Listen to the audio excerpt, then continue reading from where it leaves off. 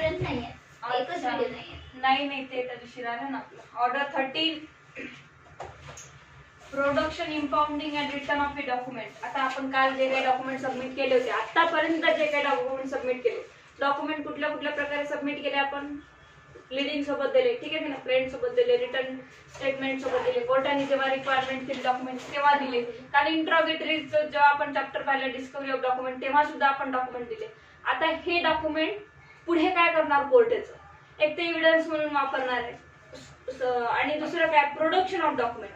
Production होणार आहे तुमच्या डॉक्युमेंटचं. इम्पाउंडिंग म्हणजे काय?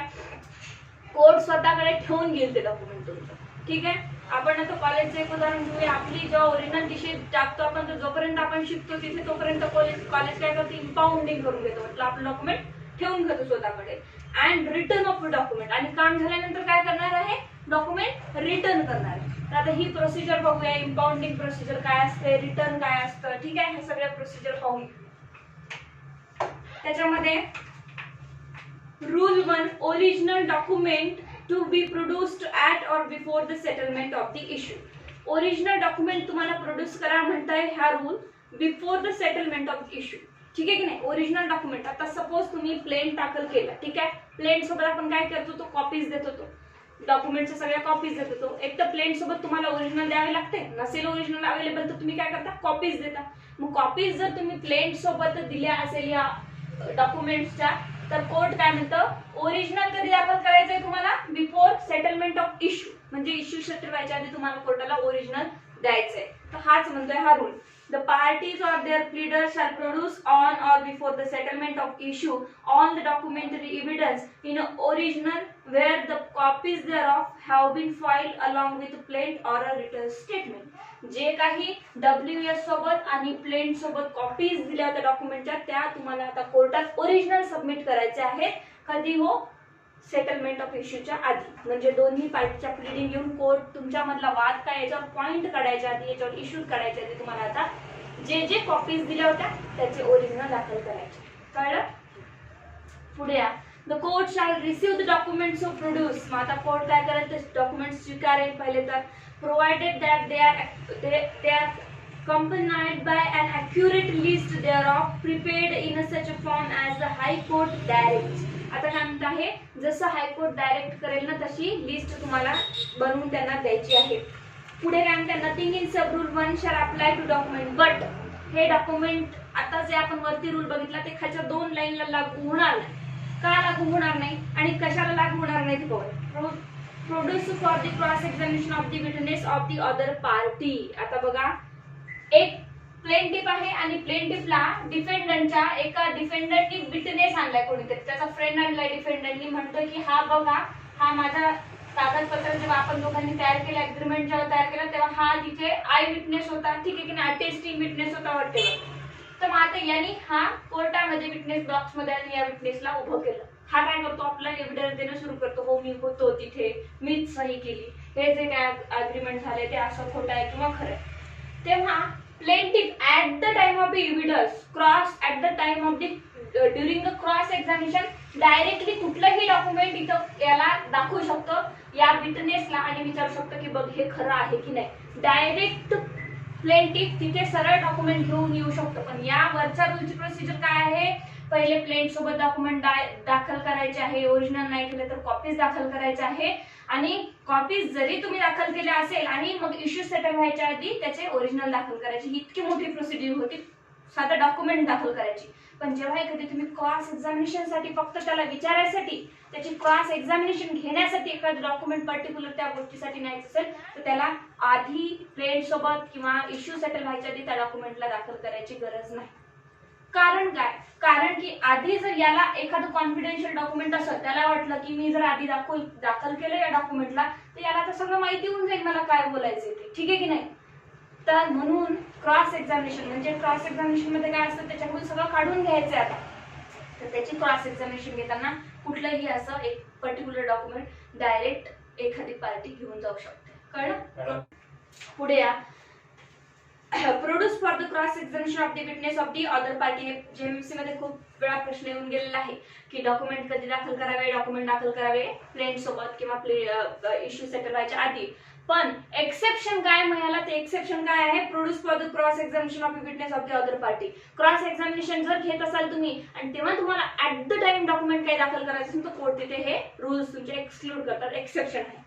परत दुसरं एक्सेप्शन आहे, handed over to a witness merely to refresh his memory. Handed over to a witness merely refresh his memory. आता याच विटनेसला तुम्हाला काय दाखवायचं आहे, हा म्हणतो की सर मला त्या केस मधलं काहीच आठवत नाही. हा काय म्हणतोय की आम्ही जेव्हा दोघांनी अग्रीमेंट केलं होतं, ठीक आहे की नाही, मी आणि डिपेंडंटनी, तेव्हा यांनी सही केली होती त्या अग्रीमेंटवर. मग हा येतो डिपेंडंट आणतो याला, हा काय सर मला काहीच आठवत नाही.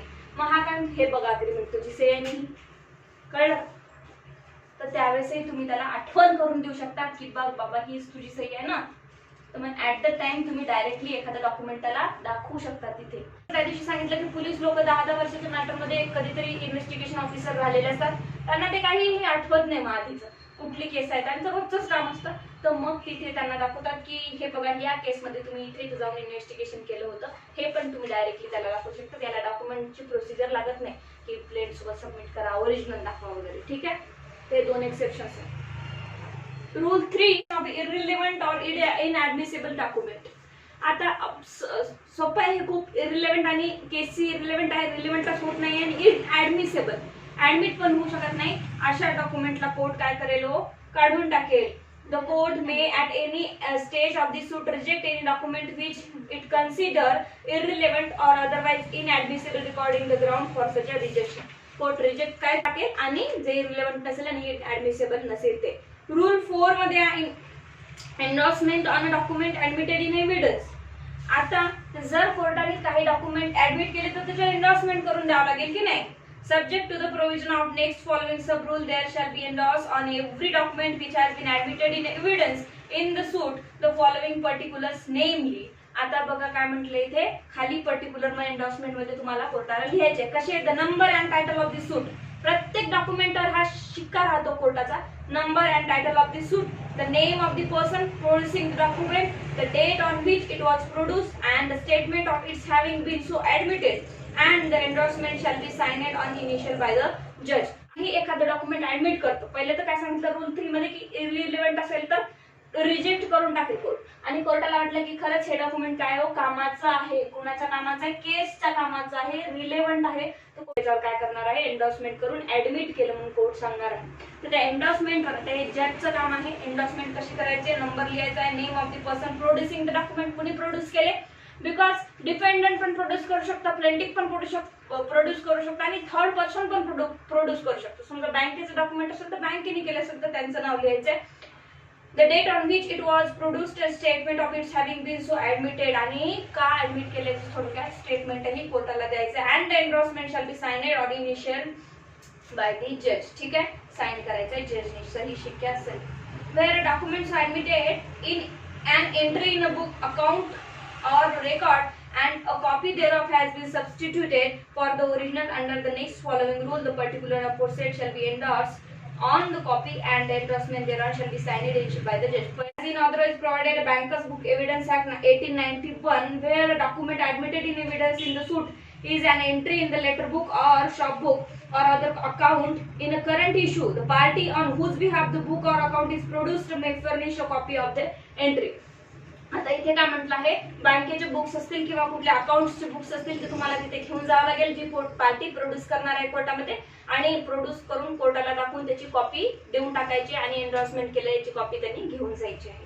परत तेच आहे सगळे. आता खाली पण where such a document is an entry in a public record produced from a public officer or by the public officer or an entry in a book or account belonging to the person other than a party on whose behalf the book or account is produced, the court may require a copy of the entry of the furnished. ठीक आहे, त्याच्याकडे copies दिली आहे, certified copies दिलेली आहे. काले पाहिलं आपण हे नाही का, सर्टिफाईड कॉपी दिली, कोर्ट ओरिजिनल मागून घेईल आणि त्याला काय करेल, रिचेक करेल, ओरिजिनलशी कम्पेअर करेल आणि ओरिजिनल वापस देईल आणि सर्टिफाईड ठेवून देईल.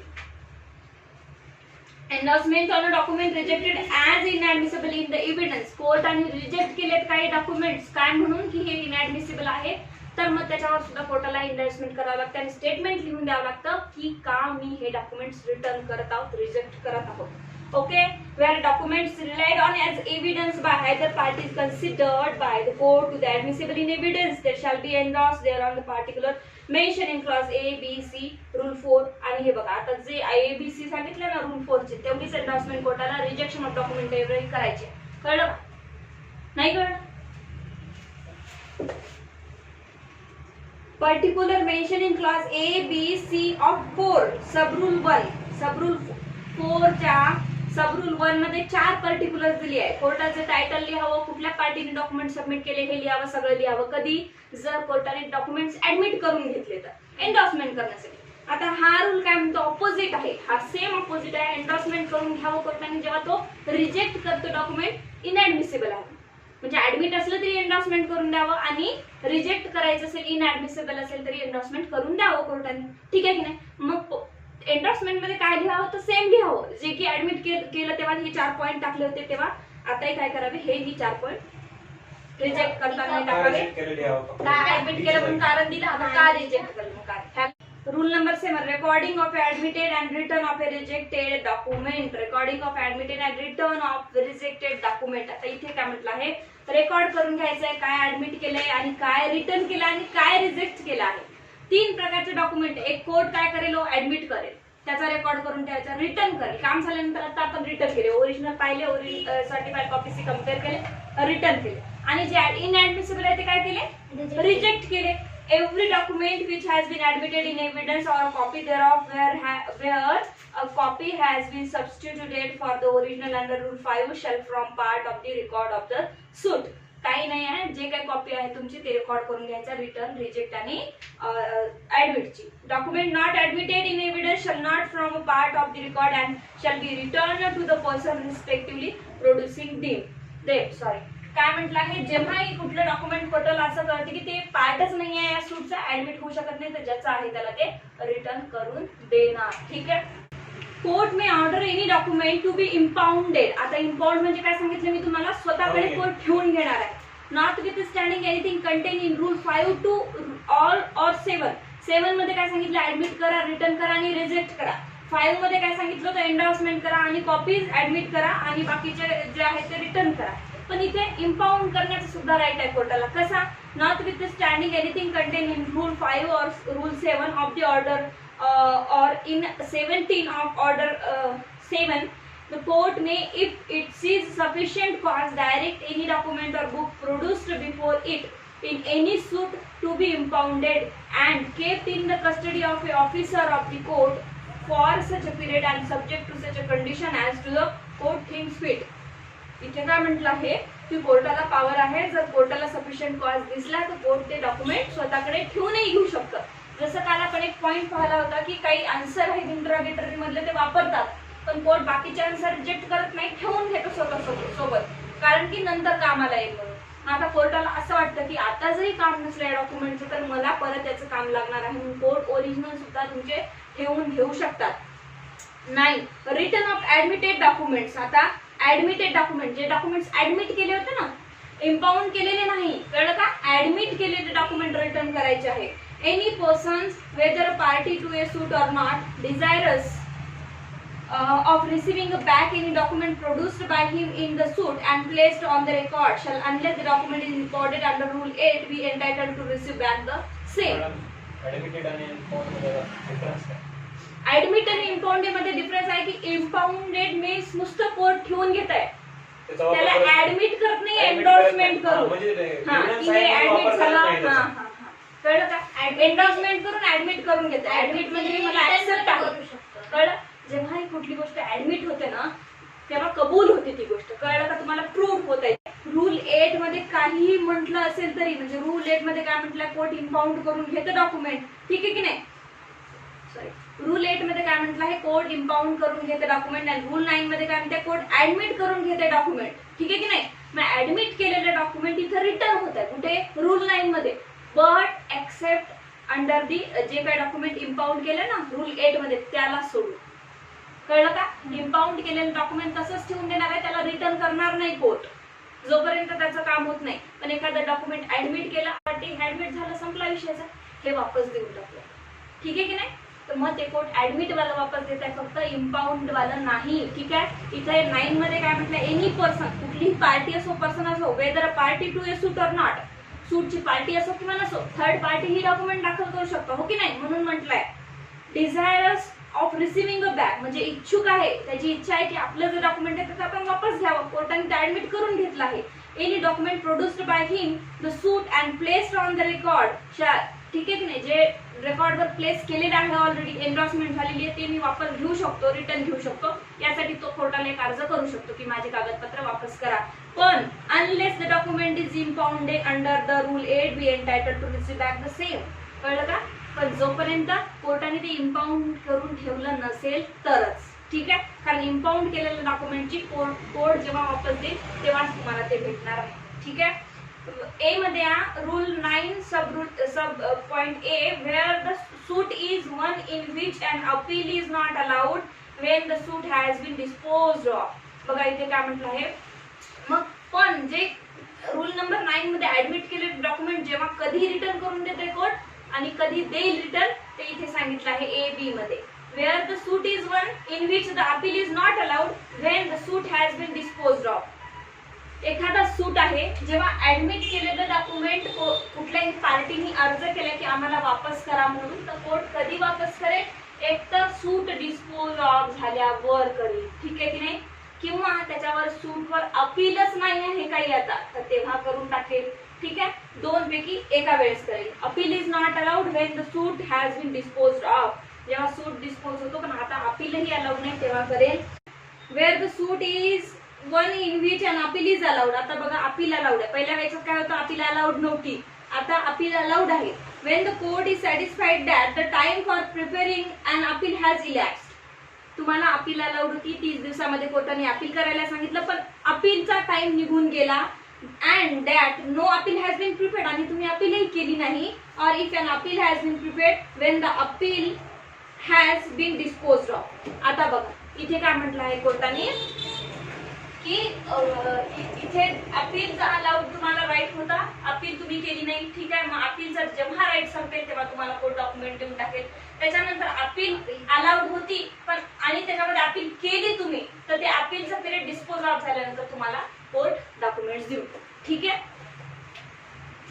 पुढे provided that a document may be returned at any time earlier than that prescribed by this rule if the person applying thereof. मग आता हे वरच्याला हे वरती द्यायचं होतं आधी त्यांनी, पण खाली दिले. मग मी तुम्हाला वरती सांगितलं प्रोव्हाइडेड दॅट, पण ह्या सगळ्या रूलला परंतु आहे. अपील झाल्यावर, अपीलच्या आधी अपील करा नका करू, पण पहिल्याच वेळेस पार्टीने समजा ऍप्लिकेशन दिलं कोर्टाला की मला माझे कागदपत्र पाहिजे, तर कोर्ट कधीही देऊ. कळलं तुम्हाला. पहिले दोन रूल म्हणताय की अपील अलाउड नसेल तर मी तुम्हाला डॉक्युमेंट देऊन टाकेल, मला काही काम नाही. नंतर म्हणतो अपील अलाउड होती, तुम्ही केलं नाही तेव्हा डॉक्युमेंट देऊन टाकेल. पण प्रोव्हायझो मध्ये सांगितलंय की कधीही डॉक्युमेंट कोर्टाला द्यावं लागेल जर पार्टीने ऍप्लिकेशन दिलं की माझे डॉक्युमेंट मला वापस करा. कळलं आता.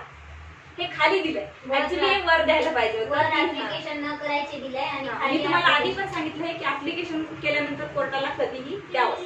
ठीक आहे. तर कधीही याला जोडूनच वाचायचं त्याला. पुढे delivers to the proper officer for being a substituted for the original. आता आपण ऍप्लिकेशन कुठे करायचं आहे, जो कोणी ऑफिसर आहे तो डिलिव्हर करेल आपल्याला आणि काय करणार आहे, वापस करून देईल सगळे original. In the case of a party to the suit of certified copies. ठीक आहे. Provided also that no document shall be return which by force of the decree has become wholly void or unless. आता बघा इथे काय म्हटलं, हे महत्वाचा point आहे जेएमएफसी साठी. कोर्ट सीपीसी म्हणतात की असे डॉक्युमेंट तुम्हाला रिटर्न करण्यात येणार नाही जे की कोर्टाने वाईड डिक्लेअर केलेले आहे. कळलं का. वाईड डिक्लेअर केलेले आहे म्हणजे माझ्या आणि तुमच्यामध्ये काहीतरी एक अग्रीमेंट झालेलं होतं, आता ते असं ठरलं की ते अग्रीमेंटच खोटारडं आहे. मग आता ते अग्रीमेंट कोर्ट काय करेल, वाईड डिक्लेअर करेल आणि त्याला कोर्ट काय करेल, डिस्ट्रॉय करून टाकेल. काय करायला ते डॉक्युमेंटचा 4 जागी वापर कराल ना, मिसयूज कराल तुम्ही म्हणून. कळलं. आता एका ए नी म्हटलं की मी बीची पत्नी आहे, ती बीची पत्नीच नाही पण हिने खोटारडे डॉक्युमेंट तयार केलेले आहे. ते डॉक्युमेंट हिने काय केलं, ते कोर्टात जमा केलं, ते कोर्टात प्रूव्ह झालं की डॉक्युमेंट खोटारडे आहे. आता तिला परत वापस देईल का कोर्ट, पुन्हा ती दुसऱ्या कोर्टात जाऊन कुठेतरी केस टाकेल, काहीतरी करेल, पोलीस स्टेशनला जाईल. त्याचा वापर करेल ना कुठे ना कुठे.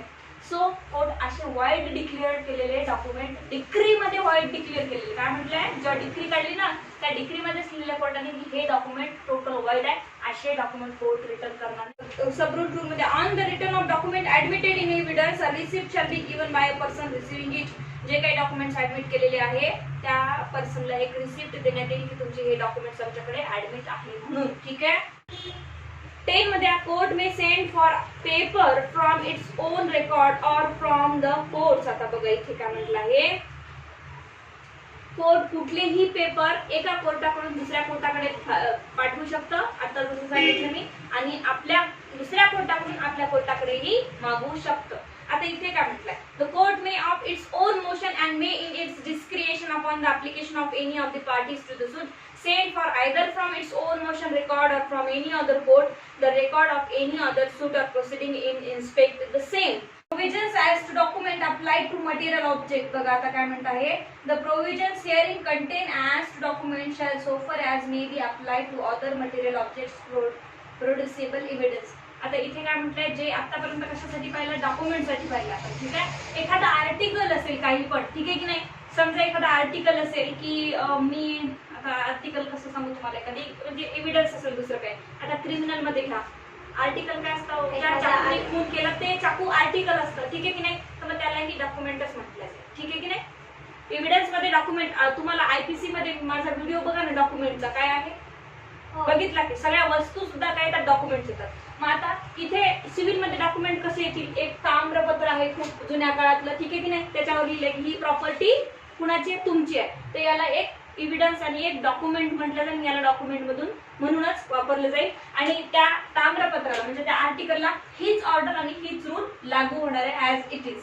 ठीक आहे. मटेरियल ऑब्जेक्ट, जे काही दुसरे मटेरियल ऑब्जेक्ट आहे डॉक्युमेंट सारखे, ज्यांना आयपीसी मध्ये डॉक्युमेंट म्हटलंय, ज्यांना एव्हिडन्स मध्ये डॉक्युमेंट म्हटलं आहे, प्रोड्युसिएबल ऍज अ एव्हिडन्स. मग आता एखादी पेंटिंग आहे, ठीक आहे की नाही, पेंटिंग आहे, त्याची झेरॉक्स कॉपी तुम्ही देऊन टाकली तर ते काढून कोर्टचा ओरिजिनल घेऊन मला सर्टिफाईड कॉपीचं कम्पेअर करायचं आहे. मग कोर्टाला वाटलं ती इम्पाउंड करून ठेवेल, कोर्टाला वाटलं ती इनऍडमिसिबल करेल, कोर्टाला वाटलं तर ऍडमिट करेल. तर सगळे रूल एखाद्या आर्टिकलला सुद्धा असेच लागणार आहे, कुठलंही मटेरियल ऑब्जेक्ट असं